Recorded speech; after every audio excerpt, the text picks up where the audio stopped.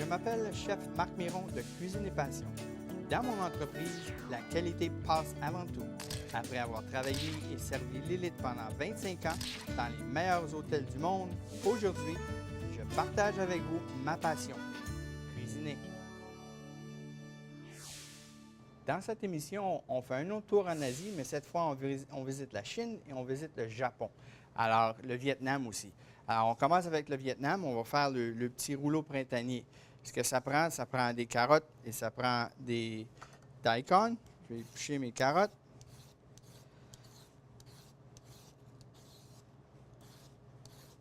Et puis, on va faire les petites carottes vraiment en petites juliennes. On coupe une fois. On travaille sécure. Alors, une fois et après, c'est bien, ça ne roule pas, c'est plus facile. Maintenant, on y va tranquillement, on y fait des belles petites juliennes. Le plus fin, mieux que c'est. Parce que si c'est trop épais, ça va être un petit peu trop dur.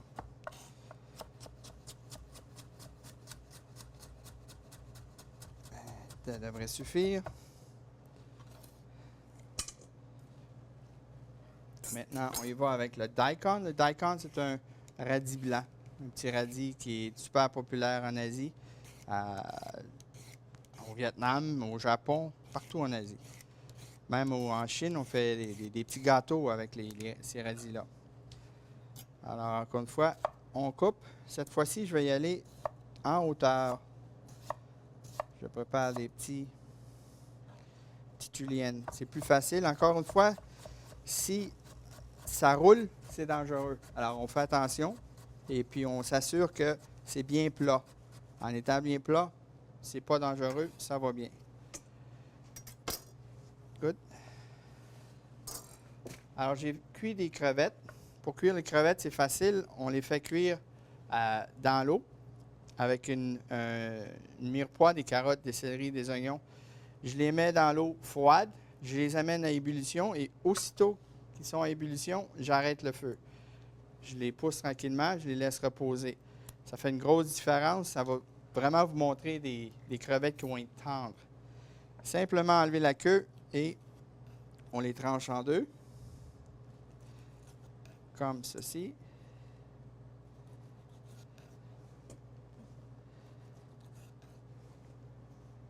J'ai aussi nettoyé des germes.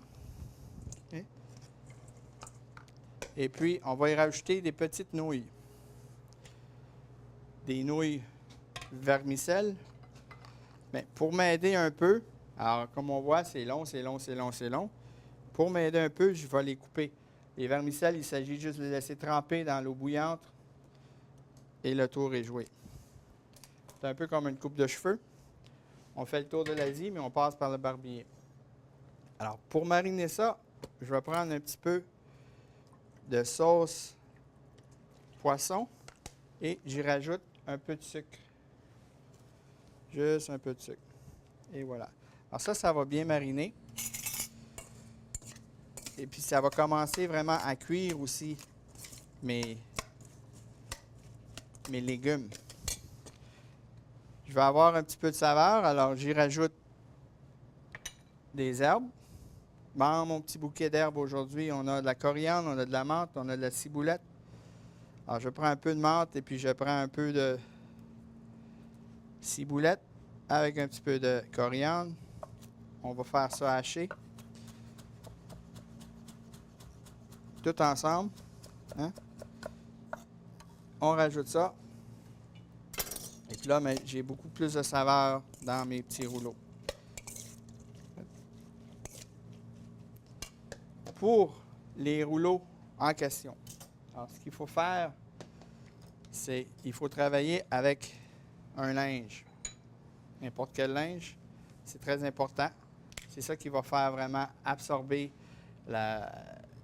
l'eau ou l'humidité de nos petits papiers de riz, des feuilles de papier de riz. Alors, j'ai des feuilles ici. Il s'agit d'avoir de l'eau tiède. On en rajoute. Si les feuilles sont endommagées en partant, si c'est craqué, si c'est endommagé, il faut faire attention. On ne les utilise pas. les produits qui viennent du Vietnam sont beaucoup meilleurs que les produits qui vont venir de la Chine. Évidemment, ça vient de là. Et puis les règles aussi sont un petit peu plus strictes. Ça prend à peu près, je dirais, 30 secondes.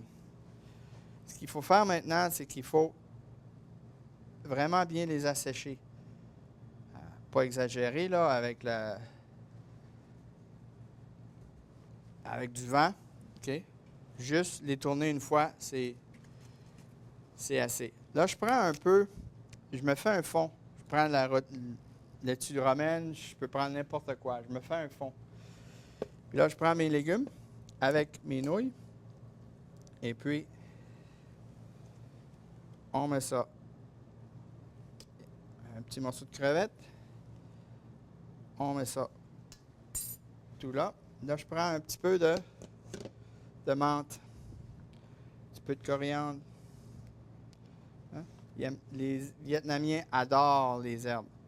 Et puis là, il s'agit de tourner. Encore une fois, on tire un peu. Et puis, on revient. On ferme les bouts et on roule. Alors, on en a un. Et on va faire un deuxième.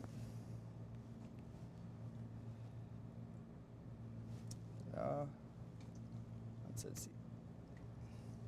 Alors, je ferai sûr que je les tourne au moins une fois sur un linge pour faire sûr qu'on enlève le plus d'humidité possible. Sinon, ça ne colle pas. C'est difficile à coller. Je prends un petit peu de laitue. Je prends mon mélange. Puis, on n'en met pas trop. Si on en met trop, ce qui arrive, c'est que ça va aller partout, puis c'est pas agréable. La menthe, un petit peu de coriandre, et voilà. Et on roule. Oups. Boum. On tourne, on fait sûr qu'on ferme les bouts, et on finit le tout. Voilà, j'ai deux beaux petits rouleaux. Et maintenant, pour la sauce, c'est assez vite. Je prends un peu de jus de lime, citron vert, un petit peu de sauce poisson. J'y rajoute un peu de sucre.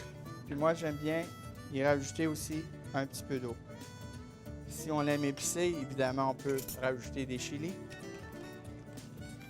Alors ça, c'est une sauce tout simple pour aller avec nos rouleaux printaniers. J'y mets un petit peu de coriandre juste pour de la garniture. Et voilà, notre premier tour du Vietnam est là. Après la pause, on revient avec un poulet frit cantonien.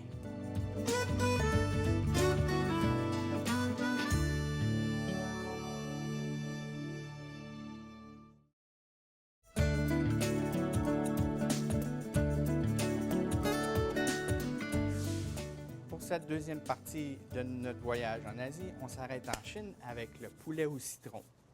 Alors, ce que j'ai fait, ce qu'il faut faire à l'avance, quelques heures à l'avance, il faut mariner du poulet. Ce que j'ai fait, j'ai coupé du poulet, des hauts de cuisse, en petits morceaux. J'ai mariné ça avec un peu de ciboulette, un peu de sauce soya, du gingembre, de l'ail et un peu d'huile sésame.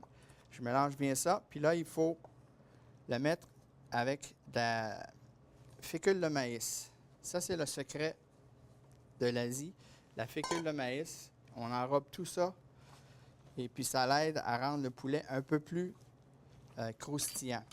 Ils font la même chose aussi quand ils font leur spring roll, ceux qui sont frits. Ils font la même chose avec ça et ça repousse l'huile, si on veut. Il n'y a presque pas d'huile, c'est vraiment pas gras. Ce qu'il faut faire maintenant, on va les amener à la friteuse ou au wok, comme chez nous. Et puis, on va les laisser aller pour les frire. Et voilà. Boum. Faire attention, hein, de ne pas les laisser aller de trop haut. J'utilise de l'huile canola. Vous pouvez utiliser de l'huile l'arachide, mais il y a tellement de gens qui sont allergiques avec des arachides, alors on fait attention. L'huile canola, elle a un bon degré pour brûler, alors c'est ça qu'on utilise. Et voilà. Alors ça va frire pendant à peu près 5 minutes. Pour donner du bon poulet croustillant.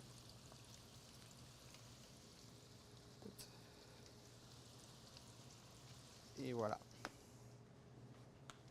On peut enlever les gants. La deuxième partie, c'est simple.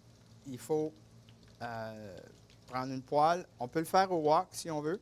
Mais si notre wok est occupé, on prend notre poêle. Et puis, on va commencer avec des petits légumes. Les petits légumes que j'ai coupés. J'ai des oignons ici. J'ai des poivrons. On va prendre un petit peu d'huile. Encore une fois, canola.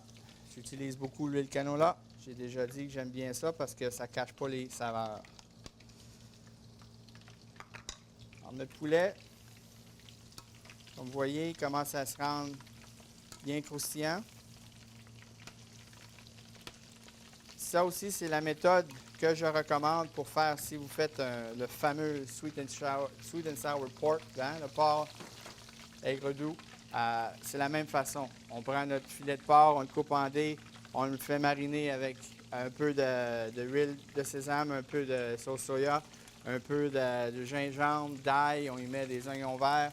On le fait mariner je dirais quelques heures même. Ça y prend de la bonne saveur. Good. Et voilà. Maintenant, j'ai mes légumes qui sont en train de bien colorer. On va assembler la sauce. Alors, je prends un bon fond de poulet, fond de volaille, frais si possible. Okay.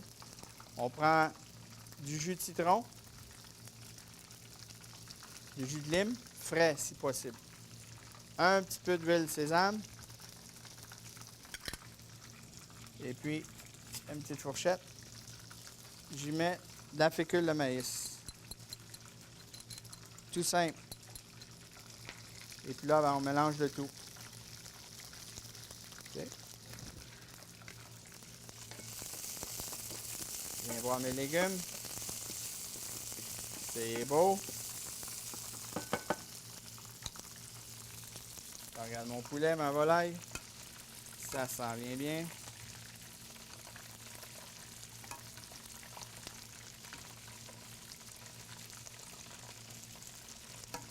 Encore une fois, le porc peut être utilisé.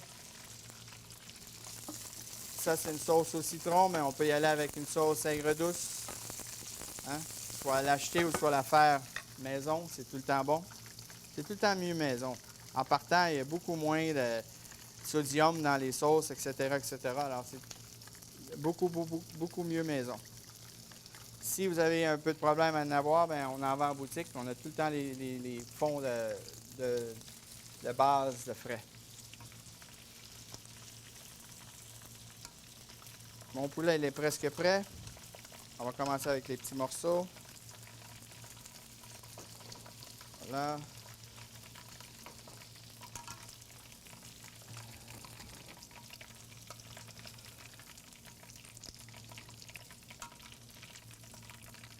Et voilà. Boum. Alors, j'y vais avec les petites pinces. J'y rajoute la volaille.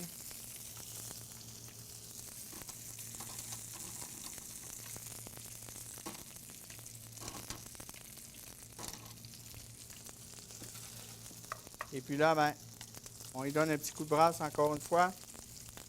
Et on y rajoute notre sauce. Citron. Avec la fécule qu'on a sur la volaille, avec la fécule qu'on a dans la sauce, vous allez voir que ça va vraiment épaissir. Et ça va être super shiny, comme on dit en bon français.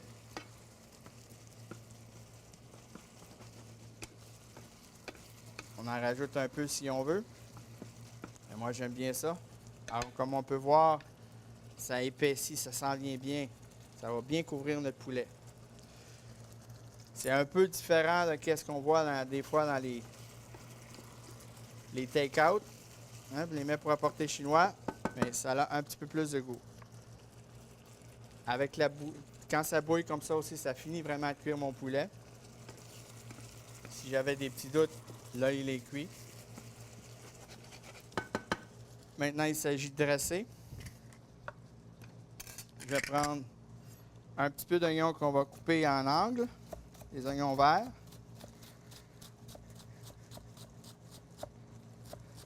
Un petit angle pour donner une petite apparence asiatique. Je prends mon bol. Je prends ma volaille au citron avec ma petite garniture. On a un superbe plat de poulet au citron façon cantonaise, frais maison. J'espère que vous avez apprécié. Après la pause, on va aller faire un petit saut au Japon. On prépare des nouilles avec des pâtes soba.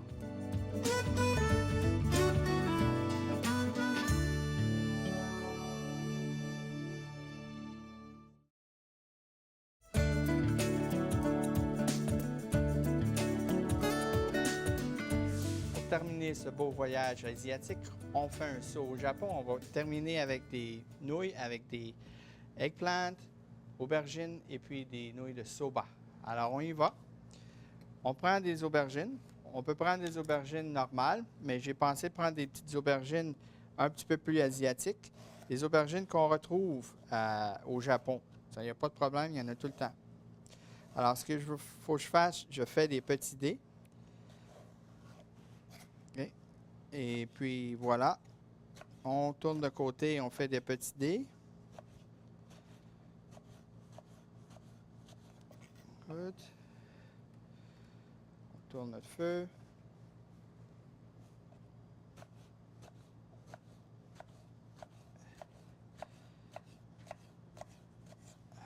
Les aubergines, il faut qu'ils soient bien fermes. S'ils ne sont pas fermes, ils sont un petit peu vieilles, ça ne fonctionne pas. Alors, toujours notre petite huile canola. Et on y va avec nos aubergines. On va faire chauffer ça tranquillement. La base de cette recette, ça vient avec ce qu'on appelle un ondashi. Ondashi, c'est un gros mot japonais, qui veut dire tout simplement un fond. Un fond de poisson, dans un sens. Parce que ça se travaille avec de l'eau. Il y a beaucoup de fonds qui sont très spécifiques au Japon. Mais celui-ci, il est très facile. Alors, on y met du sucre. On y met de la sauce soya. Et puis, là, je vais y rajouter maintenant, c'est des bonito flakes, okay? Des flocons de bonito. Bonito, c'est un poisson, c'est du thon. Ils ont des grosses machines qui vont les faire sécher. Et puis, c'est ce qui va faire notre fond. Il s'agit de l'amener à ébullition, pas trop vite. Parce que si ça bouille trop, ça ne sera pas clair. Okay? Alors, mes aubergines, j'y retourne. Parce que l'aubergine, comme le champignon, c'est un légume qui absorbe énormément d'huile. Il faut faire attention quand on travaille avec. Alors, on fait sûr que la panne n'est pas trop sèche. Si on voit ma panne, elle est sèche, je rajoute un petit peu d'huile. Il faut bien les colorer, les aubergines, parce que il va garder toute leur saveur. On va y rajouter un peu d'ail, mais je vais attendre un peu. Si je rajoute l'ail maintenant, ça va goûter le brûlé, parce que les aubergines prennent quand même un bon temps à cuire. Pendant ce temps-là, on va parler des nouilles. Alors, les nouilles qu'on va travailler avec aujourd'hui, c'est des nouilles de soba. Ce qui est important avec les nouilles, comparément aux nouilles italiennes, qu'on ne rince jamais. Alors, ces nouilles-là, les nouilles asiatiques, il faut vraiment les rincer parce qu'il y a trop de fécule. Hein? Les fécules aussi, ça va changer la consistance. Imaginez-vous si on a une nouille qui a beaucoup de fécules, puis on essaie de faire un sauté avec, ça ne fonctionnera pas. On va faire sauter ça ici. Ça sent déjà bon. Alors ici, mon fond en dashi, il est presque prêt, mais on va faire juste attention. Ça commence tout juste à bouillir. À ce moment-ci, c'est bon. On l'arrête. On retire du feu et on va le passer. Ici, on a un petit peu d'huile de sésame. Il faut faire attention, l'huile de sésame, c'est très fort.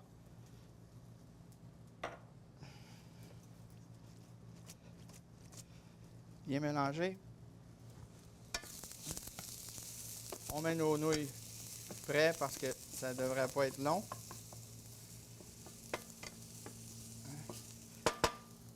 Maintenant,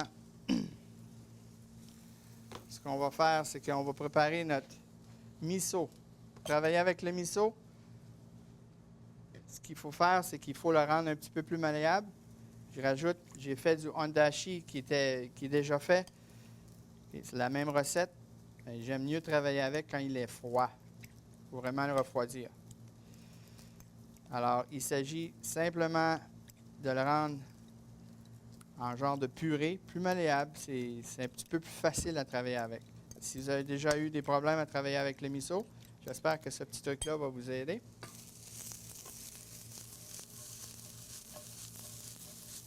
Et voilà, j'ai mes aubergines qui sont maintenant cuites. Là, je rajoute mon ail.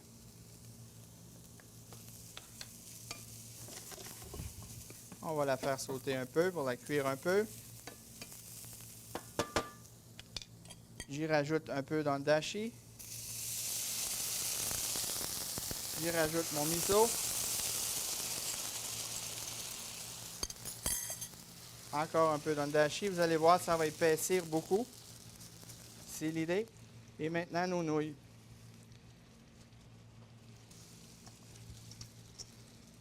Il faut suivre les directions du manufacturier pour cuire les nouilles.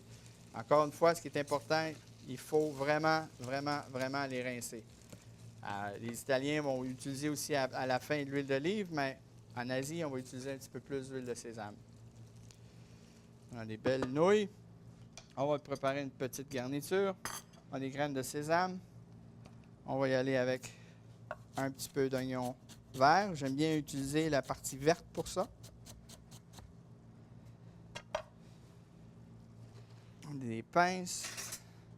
On a notre bol.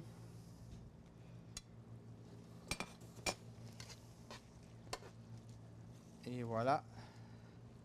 Les nouilles de soba du Japon avec des aubergines et du miso. C'est très, très, très, très, très santé aussi. Et ça peut aller aussi pour nos végétariens. On essuie un peu. On a un petit peu de verdure. Les graines de sésame. Si on veut, on y rajoute un petit peu d'épices, des chilis.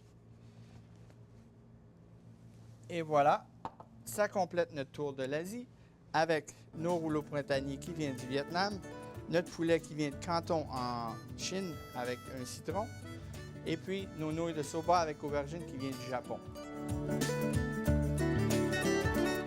Merci de m'avoir laissé partager ma passion avec vous. À la prochaine!